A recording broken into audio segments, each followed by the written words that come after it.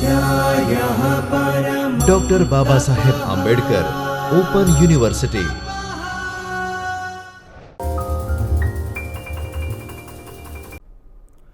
Good morning વિદ્યાર્થી મિત્રો, આજે આપણે બાબા સાહેબ આંબેડકર ઓપન યુનિવર્સિટી એના બેચલર ઓફ કોમ્પ્યુટર એપ્લિકેશનના જે તમે નિહાળી શકો છો એ BCA 404 ક્લાયન્ટ સર્વર આર્કિટેક્ચર એના બ્લોક નંબર 1 જેનું નામ છે basic of client server architecture, એના વિશેની માહિતી જોશું પ્લસ એનું કન્ટેન્ટ જોશું. તો ચાલો આપણે સ્ટાર્ટ કરીએ વિદ્યાર્થી મિત્રો કે આ સબ્જેક્ટ જે છે એની અંદર છે શું.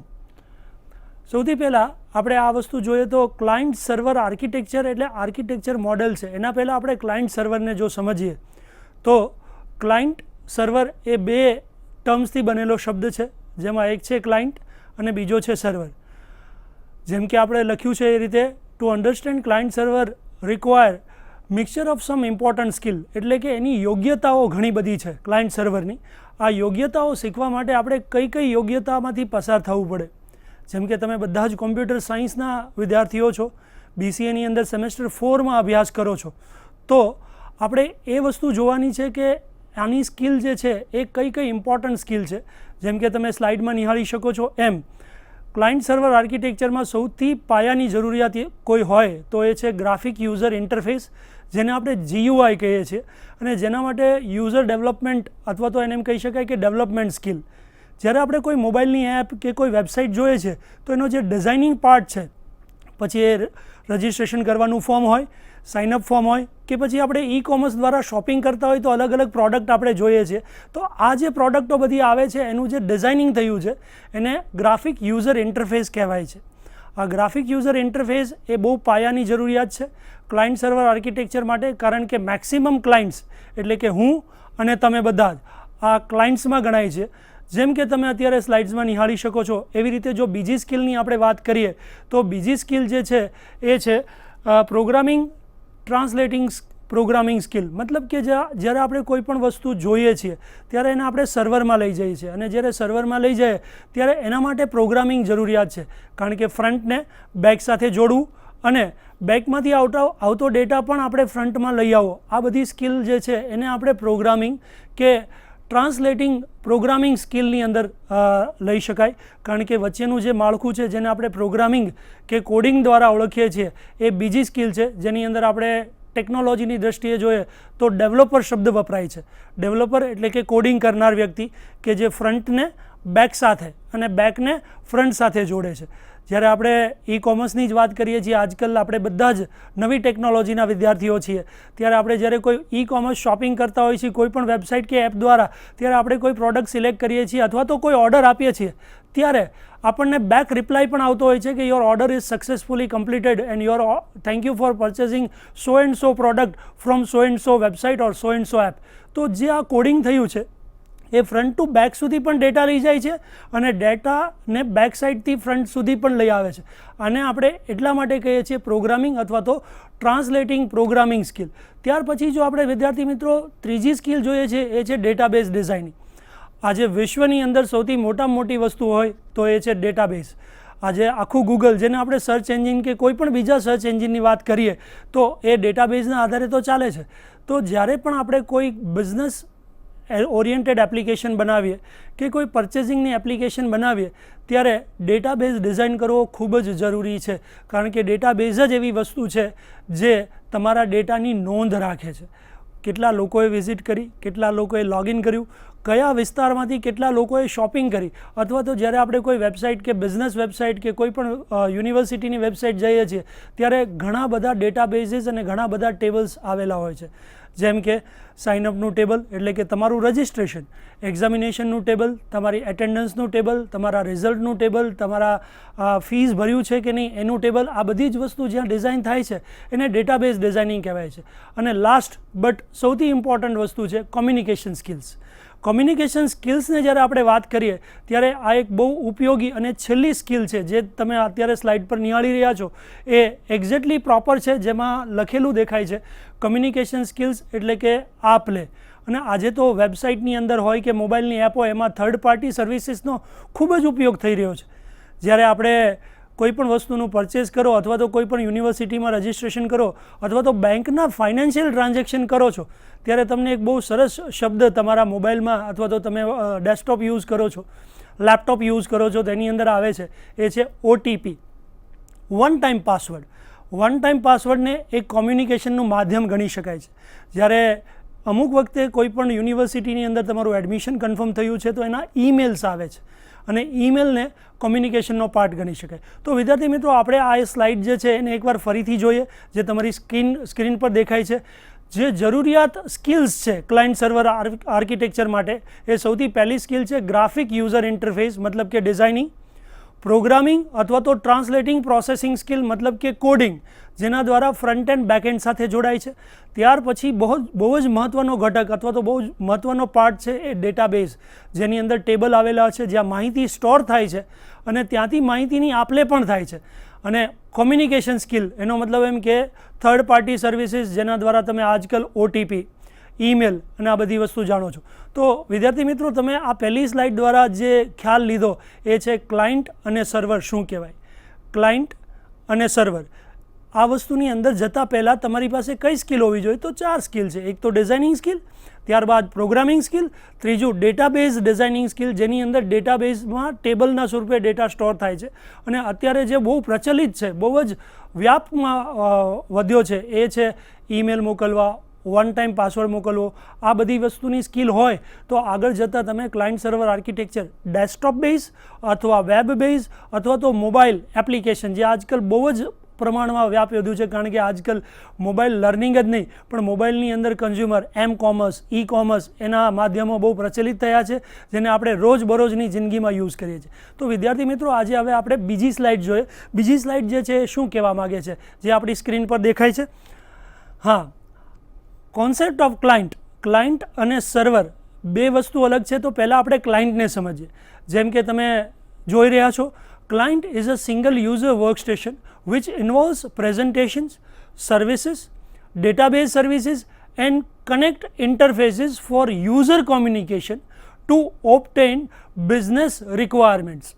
મતલબ આને સારી અને સરળ ભાષામાં સમજીએ તો ક્લાયન્ટ એટલે કે યુઝર, તમે અને હું, જે રોજબરોજ આપણે અલગ અલગ વેબસાઇટોમાં જઈએ છીએ અને આપણે અલગ અલગ કંઈક ને કંઈક વસ્તુ સર્ચ કરીએ છીએ કે એનો ભાગ બનીએ છીએ. ત્યારે આપણી પાસે કયા કયા પેરામીટર્સ છે, જેમ કે તમને સ્લાઇડમાં દેખાય છે એમ પ્રેઝન્ટેશન એટલે કે એનું GUI, સર્વિસીસ મતલબ કે તમે જ્યારે પોતાનો ડેટા સ્ટોર કરો છો ત્યારે એ અંદર જાય છે, એક જાતની સર્વિસીસ જે પ્રોગ્રામિંગ સ્કિલ છે. ત્યારબાદ ડેટાબેઝ સર્વિસીસ, મતલબ કે તમે નાખેલો ડેટાબેઝ, તમે એન્ટર કરેલો ડેટાબેઝ ત્યાં સ્ટોર થયો તો આપણને ઘણી વખત એવો મેસેજ આવતો હોય છે સ્ક્રીન પર કે your data is successfully submitted. આ એ વસ્તુ દેખાડે છે કે ક્લાયન્ટ સાઇડની અંદર પ્રેઝન્ટેશન, એની આપલે માહિતીની, જેને આપણે સર્વિસીસના નામે ઓળખીએ છીએ, આપણી માહિતી ત્યાં સ્ટોર થઈ છે કે નહીં, જે જગ્યાએ સ્ટોર થાય છે એના માટે ડેટાબેઝ, અને ફરીથી એ પાછું પરત આપણને મળે છે જેમાં એવું દેખાય છે મેસેજ કે your data submitted, your form successfully submitted, your order successfully placed. આ બધું ડેટાબેઝ છે જે ઇન્ટરફેસને કનેક્ટ કરે છે. મતલબ કે આપણે જે વાપરીએ છીએ, આપણે જે યુઝ કરીએ છીએ એ તો ઇન્ટરફેસ છે, પણ ડેટાબેઝની સાથે કનેક્ટ થાય છે અને એના આધારે યુઝરનું કોમ્યુનિકેશન ટેકનોલોજી દ્વારા થાય છે. અને આ ટેકનોલોજી દ્વારા જે થાય છે એ તમે જે સ્ક્રીનની અંદર સ્લાઇડની અંદર જોઈ શકો છો. ત્યાં અહીંયા બેસેલો જે વ્યક્તિ છે એ ક્લાયન્ટ છે, અહીંયા રહેલું જે છે એ સર્વર છે અને ત્યાં રહેલું જે છે ત્યાં ડેટા સ્ટોર થાય છે. એટલે કે આપણે બહુ સારી અને સરળ ભાષામાં જો સમજીએ તો ક્લાયન્ટ એટલે કે યુઝર, પ્રોગ્રામિંગ અથવા તો કોમ્યુનિકેશન ટ્રાન્સલેટિંગ, જેને આપણે પ્રોગ્રામિંગ કે કોડિંગની સ્કિલ કહીએ છીએ, એ ત્યાં સર્વર દ્વારા થાય છે. સર્વર એક માધ્યમ છે જેના દ્વારા આપણો ડેટા ત્યાં ડેટાબેઝમાં સ્ટોર થાય છે. અને ડેટાબેઝનો ખ્યાલ તો આપને ખ્યાલ જ હશે, કારણ કે ડેટાબેઝ એ ટેબલ્સથી બનેલું છે, અલગ અલગ ટેબલમાં માહિતીઓ સ્ટોર થાય છે અને આ દ્વારા જે વસ્તુ થાય છે એટલે કે યુઝર એન્ડ જે છે એને ક્લાયન્ટ કહી શકાય. તો વિદ્યાર્થી મિત્રો, કેટલું સરળ છે કે ક્લાયન્ટ એટલે કે યુઝર, તમે અને હું, જેની અંદર કઈ કઈ વસ્તુ જરૂરી છે એકવાર ફરીથી જોઈએ. પ્રેઝન્ટેશન, ત્યારબાદ ડેટાબેઝની સર્વિસીસ અને ત્યારબાદ કોમ્યુનિકેશનની સર્વિસ. એટલે કે આપણે જે વસ્તુ આપલે કરીએ છીએ એ જે માધ્યમથી કરીએ છીએ એને GUI, ગ્રાફિકલ યુઝર ઇન્ટરફેસ કહેવાય. જેના દ્વારા આપણી માહિતી ડેટાબેઝ સુધી કે ટેબલ સુધી પહોંચે છે એને ડેટાબેઝ સર્વિસીસ, જેને પ્રોગ્રામિંગ કે કોડિંગનો પાર્ટ ગણી શકાય. અને કનેક્ટ ઇન્ટરફેસ મતલબ કે ઘણી વખત બેકએન્ડ સાઇડથી આપણને ઘણી વખત આન્સર આવતો હોય છે કે your data successfully submitted, one time password, your order submitted, your registration is submitted, now you can log in. આવા જે મેસેજીસ આવે છે એ ડેટાબેઝ દ્વારા આપણને પરત મળે છે. આ હકીકતમાં તો એક વાર્તાલાપ છે જેને કોમ્યુનિકેશન ગણી શકાય. અને આ બિઝનેસ આર્કિટેક્ચર, પછી એ એજ્યુકેશન રિલેટેડ હોય, ઓનલાઈન ખરીદીનો બિઝનેસ હોય, અથવા તો કોઈ યુનિવર્સિટીના એડમિશનનું હોય કે રિઝલ્ટનું હોય, આ દ્વારા આપણે એક નાનકડા ફિગર દ્વારા કે ગ્રાફ દ્વારા કે જે આકૃતિ દેખાય છે એના દ્વારા સમજીએ કે ક્લાયન્ટ્સ એક પણ હોઈ શકે અને એક કરતાં વધારે હોઈ શકે. અને ક્લાયન્ટનો ઉપયોગ અલગ અલગ માધ્યમોમાં થાય છે. આજે હું ડેસ્કટોપ યુઝ કરું છું તો તમે લોકો લેપટોપ યુઝ કરો છો, તો કોઈ બીજા લોકો જે છે ટેબ્લેટ યુઝ કરે છે, તો ઘણા આજકાલના ફાસ્ટ જનરેશનના સ્ટુડન્ટ્સ તો મોબાઈલ યુઝ કરે છે. તો મોબાઈલ, ટેબ્લેટ, લેપટોપ અને ડેસ્કટોપ, આ બધી ટેકનોલોજી થઈ અને આપણે બધા જે યુઝર્સ થયા એ ક્લાયન્ટ થયા. તો હવે ચાલો આપણે નેક્સ્ટ કોન્સેપ્ટ જોઈએ, એ સર્વરનો કોન્સેપ્ટ જોઈએ. આપણી સ્લાઇડમાં શું કહી રહ્યો છે એ આપણે આપણી સ્ક્રીન સમક્ષ જોઈ રહ્યા છીએ. The concept of server. Server એટલે કે બેક સાઇડ, એના માટે જે લખેલું છે એકવાર જોઈએ. A server is a multi-user process having a high shared memory capacity that will provide connectivity and various database services with interfaces that can be applied certain business process. તો વિદ્યાર્થી મિત્રો, આની અંદર જે વસ્તુ મહત્વની છે એ છે કે એક ડેટાબેઝ હોય છે, સેન્ટ્રલી એક ટેબલ હોય છે કે એક ડેટાબેઝ હોય છે, એમાં ઘણા બધા યુઝરો અલગ અલગ રીતે પોતાની ક્વેરી જનરેટ કરતા હોય છે, કોઈ સબમિશન કરતા હોય છે, કોઈ સાઇનઅપ કરતા હોય છે, કોઈ લોગિન કરતા હોય છે. એનો મતલબ એ છે કે બધા મલ્ટિપલ યુઝર છે. શેર્ડ મેમરીનો મતલબ એ છે કે ડેટાબેઝ કે ટેબલ ભલે એક રહ્યું કે અલગ અલગ રહ્યા, પણ એ મેમરી દ્વારા અલગ અલગ શેર થાય છે ક્લાયન્ટ્સ દ્વારા. જેમ કે હું સાઇનઅપની પ્રોસેસ કરી રહ્યો છું બાબા સાહેબ આંબેડકર ઓપન યુનિવર્સિટીની જે મોબાઈલ એપ છે અથવા તો જે વેબસાઇટ છે એની અંદર. તો તમે વિદ્યાર્થી મિત્રો જે ઓલરેડી રજિસ્ટર્ડ છો, તો તમે તમારી ફીઝની રિસિપ્ટ નીકાળી રહ્યા છો કે હોલ ટિકિટ નીકાળી રહ્યા છો. તો કહેવાનો મતલબ શું થયો કે મલ્ટી યુઝર્સ અલગ અલગ પ્રોસેસ કરે છે અને આ અલગ અલગ પ્રોસેસ એક જ ડેટાબેઝમાં જાય છે અને એની કનેક્ટિવિટી આપણને પ્રોવાઈડ થાય છે. એ વેરિયસ ડેટાબેઝ પણ હોઈ શકે, જેમ કે રજિસ્ટ્રેશનનું ટેબલ અલગ, ત્યારબાદ ફીસ ભરવાનું ટેબલ અલગ, ત્યારબાદ તમારા જે લેક્ચર્સ અત્યારે થઈ રહ્યા છે એ નિહાળવાનું ટેબલ અથવા તો એનું જે ગ્રાફિકલ યુઝર ઇન્ટરફેસ છે અલગ. ત્યાર પછી તમારો પરીક્ષાનો સમય આવે વિદ્યાર્થી મિત્રો, ત્યારે તમે હોલ ટિકિટ કાઢવા માટે લાગી પડો છો. તો જે વસ્તુ એ છે એ પણ ટેબલ અલગ. તો ડેટાબેઝની અંદર એક ડેટાબેઝમાં જે અલગ અલગ ટેબલો છે એની વેરિયસ સર્વિસીસ છે અને એ આપણને બિઝનેસ કોમ્યુનિકેશન દ્વારા મળે. આકૃતિની અંદર આપણે ફરીથી એકવાર સર્વરનો કોન્સેપ્ટ નિહાળીએ, કારણ કે આપણે આગળની સ્લાઇડની અંદર એ જોયું કે ક્લાયન્ટ કોને કહેવાય. તો હવે આપણે આકૃતિમાં જેમ એક્ઝેક્ટલી જોઈ શકીએ છીએ એમ આ સર્વર છે. આ સર્વર જે છે એ ડેટાબેઝ સાથે જોડાયેલું હોય છે અને અહીંયા લખેલી એક વસ્તુ છે જે છે સર્ચ. સર્ચ એટલે કે તમારી જે ક્વેરી છે એને રિલેટેડ ડેટા બેક સાઇડથી સર્વરમાં અને સર્વરથી આપણને ક્લાયન્ટમાં મળે છે. ત્યારબાદ માની લો કે મેં જેમ ઉદાહરણ આપ્યું એવી રીતે હું ક્લાયન્ટ છું અને એની અંદર હું સાઇનઅપની પ્રોસેસ કરું છું ફર્સ્ટ ટાઈમ, જેમાં હું મારું ઈમેલ આઈડી, જેમાં હું મારો મોબાઈલ નંબર, જેમાં હું મારો પર્ટિક્યુલરલી યુઝર આઈડી, પાસવર્ડ, મારું કન્ટ્રી અને એ બધી વસ્તુ આપું છું. તો ક્લાયન્ટ દ્વારા જે ડેટા છે એ સર્વરમાં જશે અને સર્વર એક માધ્યમ બનશે. એ માધ્યમ ડેટાની અંદર સ્ટોર થશે અને ડેટા એનો મતલબ એમ તો આપણે અત્યારે હમણાં 2-4 વાર બોલ્યા આવી રીતે ડેટાબેઝ. ડેટાબેઝ જે ટેબલ્સથી બનેલું છે અને ટેબલ્સમાં આ ડેટા એન્ટર થાય છે. એટલે કે ઘણી પ્રોસેસ એવી છે જે ફ્રન્ટ ટુ બેક સુધીની હોય છે અને ઘણી બધી પ્રોસેસ એવી છે જે બેક ટુ ફ્રન્ટ સુધીની હોય છે. એનો મતલબ એમ કે જો આપણે આ ઇન્ટર કોમ્યુનિકેશનને સમજીએ તો F2B ક્લાયન્ટ ફ્રન્ટ સાઇડથી ડેટા બેક સાઇડ મોકલી શકે અને ઘણી વખત બેક સાઇડનું સર્વર ક્લાયન્ટને નોટિફિકેશન આપી શકે, વન ટાઈમ પાસવર્ડ આપી શકે, મેસેજના સ્વરૂપની અંદર આન્સર આપી શકે કે you are successfully completed this exam, તમે પાસ થયા છો, તમને ડિસ્ટિંક્શન મળ્યું છે. ઘણી વખત આવા કોમ્યુનિકેશન્સ મળે છે જે ઈમેલ દ્વારા, તમને મેસેજ દ્વારા. આજકાલ આપણે જો વાત કરીએ ગુજરાત હાયર સેકન્ડરી એજ્યુકેશન બોર્ડની, તો વિદ્યાર્થી મિત્રો આપ સર્વને ખબર છે કે માત્ર તમે એક મેસેજ કરીને સેન્ડ કરો છો તો તમને બધાને પોતાનું 12માનું રિઝલ્ટ કે 10માનું રિઝલ્ટ એ મેસેજના સ્વરૂપમાં મળે છે. આ મોડેલને પણ આપણે ક્લાયન્ટ સર્વર આર્કિટેક્ચર કહી શકાય, જે વેબ બેઝ છે, જે મોબાઈલ બેઝ છે કે ઇન્ટર કોમ્યુનિકેશન બેઝ છે. તો વિદ્યાર્થી મિત્રો, તમને ખ્યાલ પડી ગયો હશે કે ક્લાયન્ટ શું કરે, એના કાર્યો કયા કયા, સર્વર શું કરે, એના કાર્યો કયા કયા.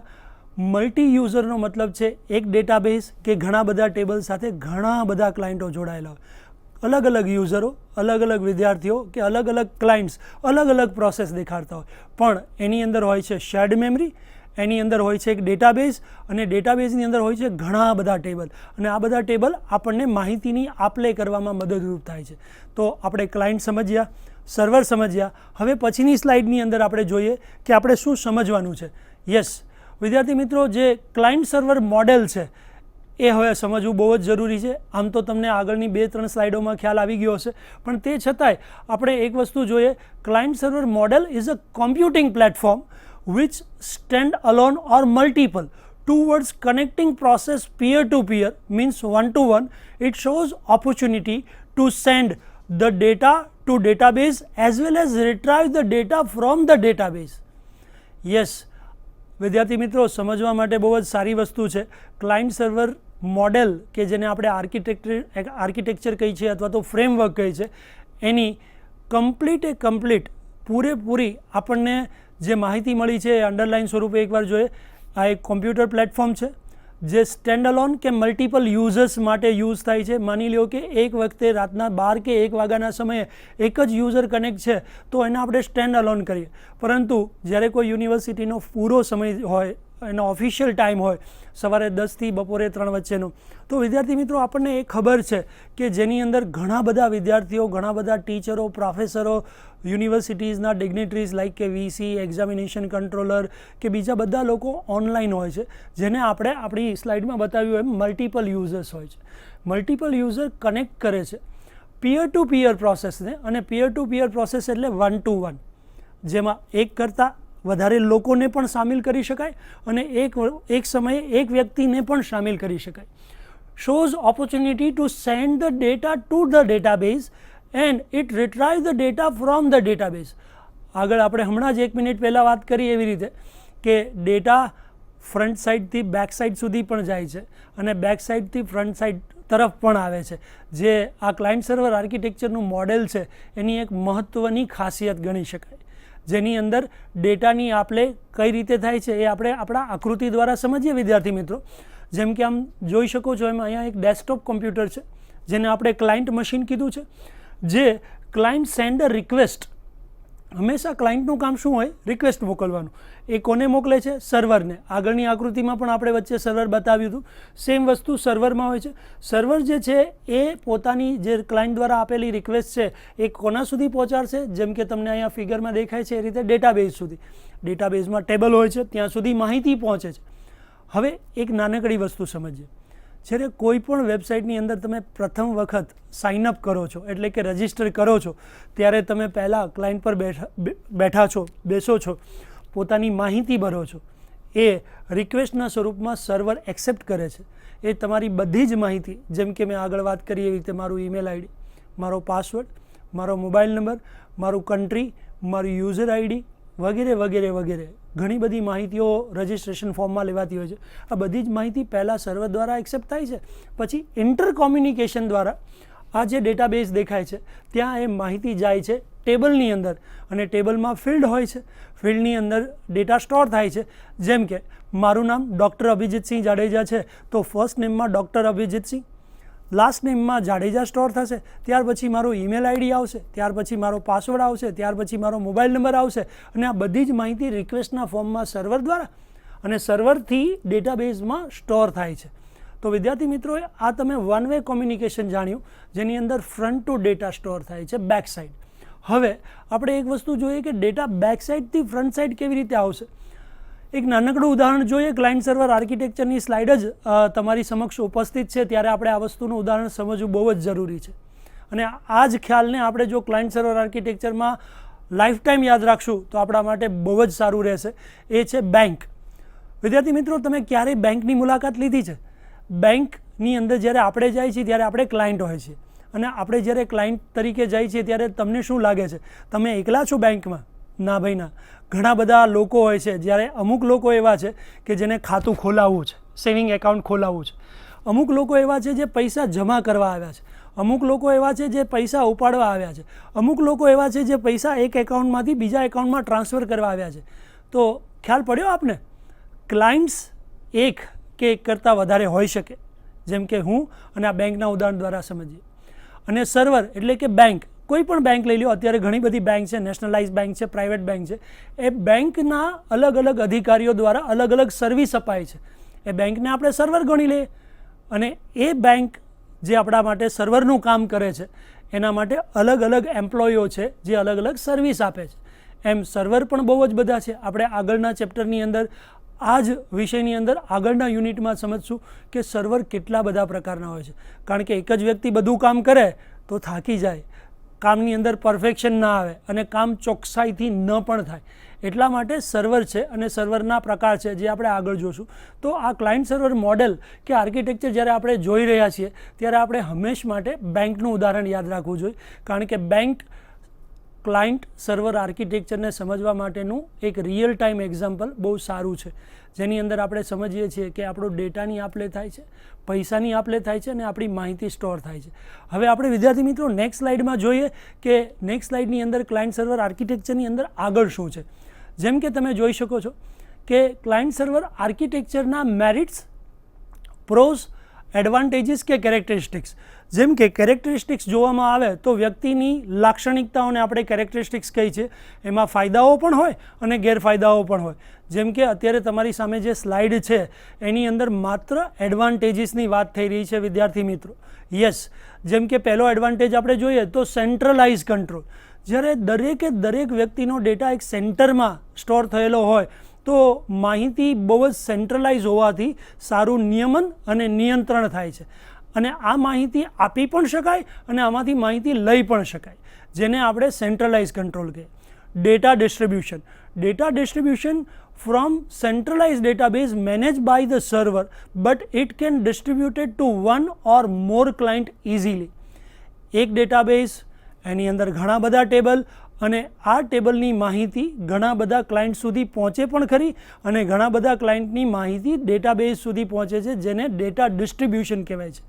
ડેટા ડિસ્ટ્રીબ્યુશનનું ઉદાહરણ જો જોવું હોય તો સૌથી સરસ ઉદાહરણ તો આપણને બધાને ખ્યાલ છે, એ છે ગૂગલ સર્ચ એન્જિન અથવા તો બીજા સર્ચ એન્જિન, જેની અંદર આપણે કોઈ પણ એક વ્યક્તિનું નામ ટાઈપ કરીએ છીએ. ફોર એક્ઝામ્પલ, તમને બધાને ખ્યાલ છે અને તમારા બધાને ક્રિકેટમાં રસ છે તો આપણે એવું લખીએ છીએ વિરાટ કોહલી.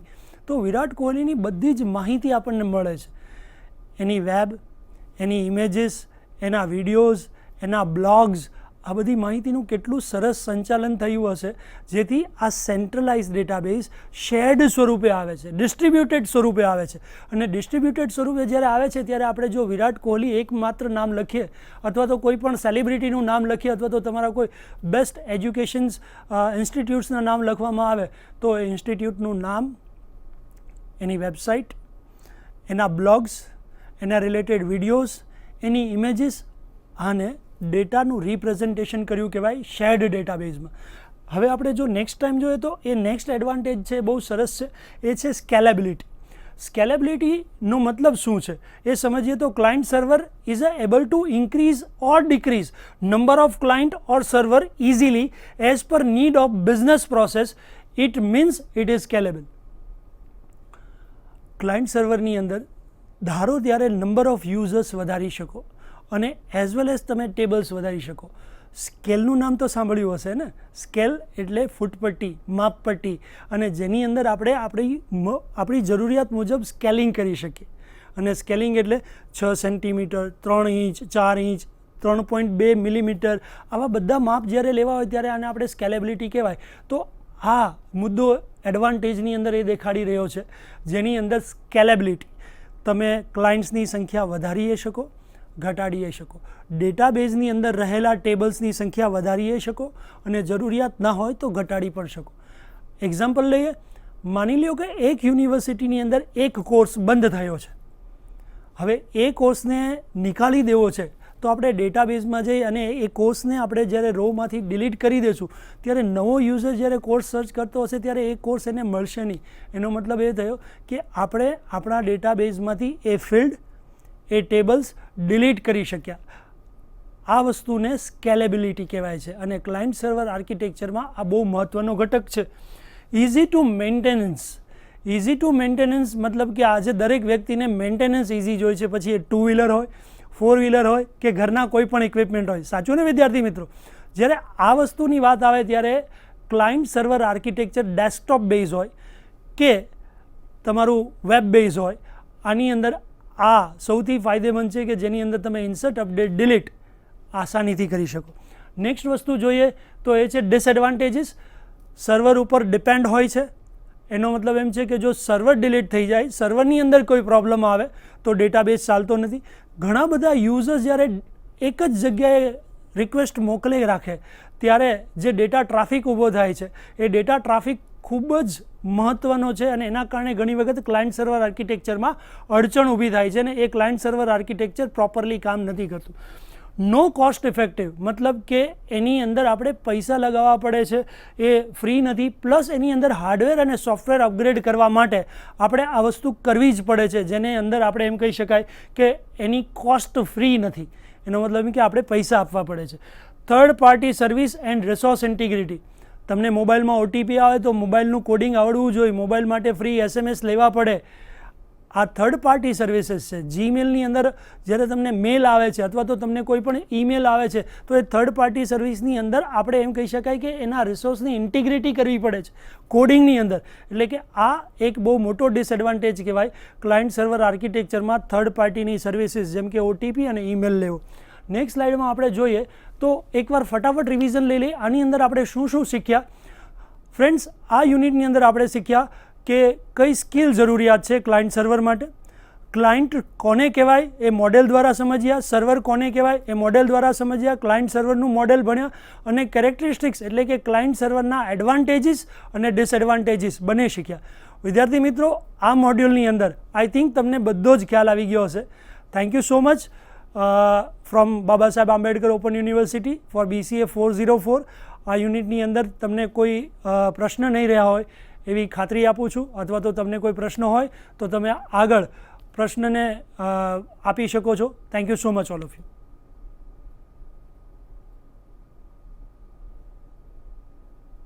ઓકે, આપણે રિવિઝન અને ડિસ્કશન પોઈન્ટ્સ ટુ પોન્ડર જોઈએ તો આ જે યુનિટ છે એની અંદર આપણે શું શીખ્યા. પહેલાં તો આપણે 4 સ્કિલ શીખ્યા હતા જે સ્કિલ્સની જરૂરિયાત છે. ત્યારબાદ આપણે વોટ ઇઝ ક્લાયન્ટ, આ તમારા એસાઇનમેન્ટમાં પણ પ્રશ્ન આવ્યો હશે કે ક્લાયન્ટ કોને કહેવું એની વ્યાખ્યા જોઈ અને આપણે એક આકૃતિ દ્વારા સમજ્યા.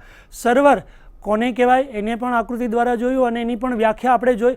ક્લાયન્ટ સર્વર મોડેલ એટલે કે જે 2-વે કોમ્યુનિકેશનની આપણે વાત કરી હતી, પેલું ડેસ્કટોપ, ત્યારબાદ સર્વર અને સર્વરમાંથી ડેટા જ્યારે ડેટાબેઝમાં જતો હતો એ ક્લાયન્ટ સર્વર મોડેલ.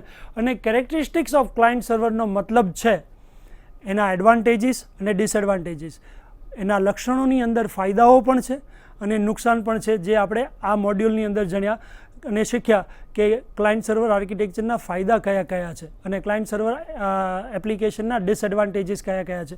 અને આ સાથે આપણે આખું આ મોડ્યુલ જે છે પૂરું કરીએ છીએ, જે બ્લોક નંબર 1 યુનિટ 1 જેને એમ કહી શકાય કે ઇન્ટ્રોડક્શન ટુ ક્લાયન્ટ સર્વર હતું. Thank you so much all of you.